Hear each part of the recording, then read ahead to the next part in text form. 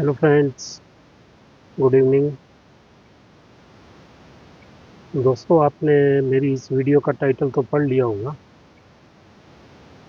पहलगाम का बदला ले लिया, लेकिन उन शहर वालों का क्या कसूर था? उन शहर की जो रिपोर्ट्स हैं वो बहुत ही परेशान करने वाली हैं। लोग इंतज़ार कर रहे थे आज के लिए कि आज का मॉक ड्रिल होने वाला है। उसमें लोगों को सिखाया जाएगा कि हमला अगर होता है तो अपने आप को कैसे बचाना है। लेकिन उससे पहले ही हमारी फोर्सेस ने वो काम कर दिया जो कि होना चाहिए था।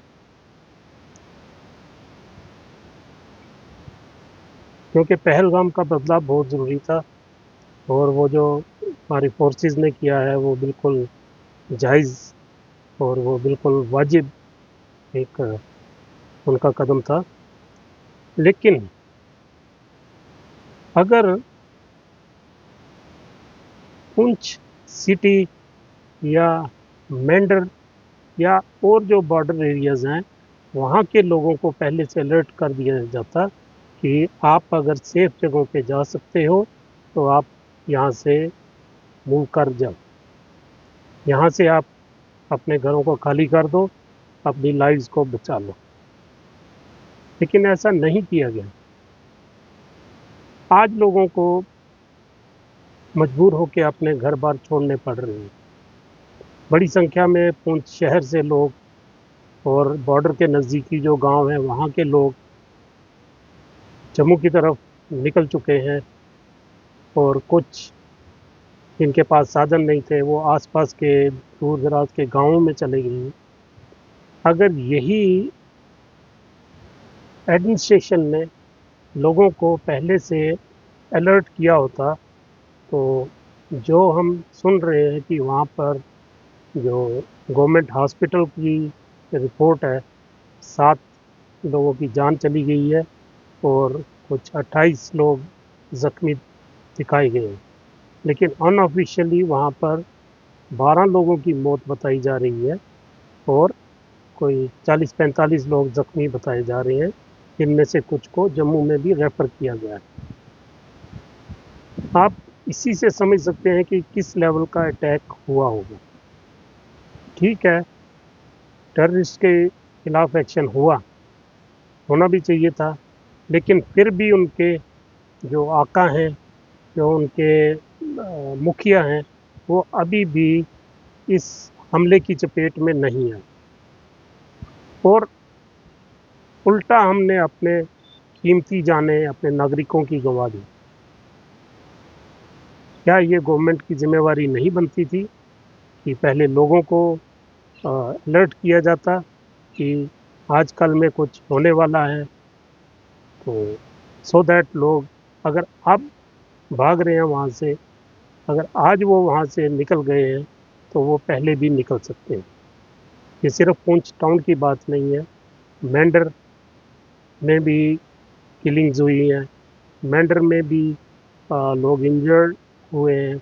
ऐसे ही जो राजौरी का बॉर्डर एरिया है वहाँ पर भी सुना है काफ़ी शेलिंग हो रही है, लेकिन अभी वहाँ से रिपोर्ट्स सामने नहीं आई हैं। उड़ी का जो बॉर्डर है वहाँ पर भी लोगों को जो वीडियो सामने आ रहे हैं लोगों के, उसमें लोगों के घरों को नुकसान हुआ है, लोग ज़ख्मी हुए हैं। ऐसे ही करनाल कुपवाड़ा में भी लोग ज़ख्मी हुए हैं, लोगों की प्रॉपर्टीज़ का नुकसान हुआ है। अगर अब लोगों को अपने घरों को वैकेट करने के लिए बोला जा रहा है तो ये कदम पहले क्यों नहीं उठाया गया? मुझे पता है बहुत से लोग बोलेंगे कि इतने बड़े एक्शन का कुछ तो प्राइस देना ही होता है, प्राइस देना ही पड़ेगा।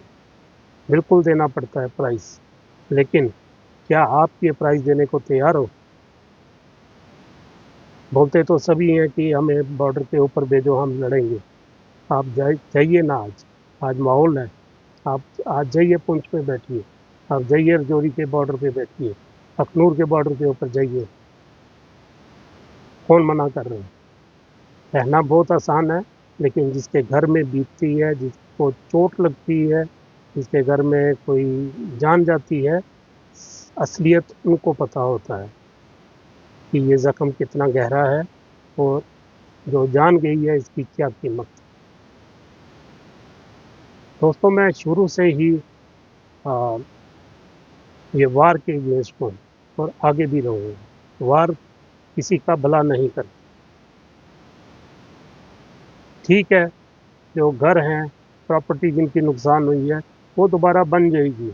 उसमें मानते हैं कि गवर्नमेंट भी असिस्ट करेगी, गवर्नमेंट असिस्टेंस देगी, फाइनेंशियल असिस्टेंस दोबारा घर बनाने के लिए। लेकिन जो जाने चली गई हैं वो कौन पूरी करेगा? इसी तरह अगर आपने जो टेररिस्ट के जो हेडक्वार्टर्स थे उनको तबाह कर दिया, लेकिन उनके जो लीडर्स हैं वो अभी भी आज़ाद घूम रहे हैं, तो वो अपने हेडक्वार्टर, अपनी पनाहगाह जो है वो दोबारा बना लेंगे। जो हमारा टारगेट होना चाहिए था, हमने उसको अचीव नहीं किया। हेडक्वार्टर को तबाह करना ये एक अचीवमेंट होती अगर उसमें इन टेररिस्ट के जो बड़े बड़े लीडर थे वो भी उसमें एलिमिनेट हो जाते। इसका मतलब है कि पूरी इंफॉर्मेशन नहीं थी कि वहाँ पर उनके लीडर अवेलेबल हैं या नहीं। तो इसलिए दोस्तों, इतनी ही बात करनी थी कि अगर लोगों को बताया गया होता तो इतनी कीमती जाने ना जाती। Thank you very much for watching this video. Thank you.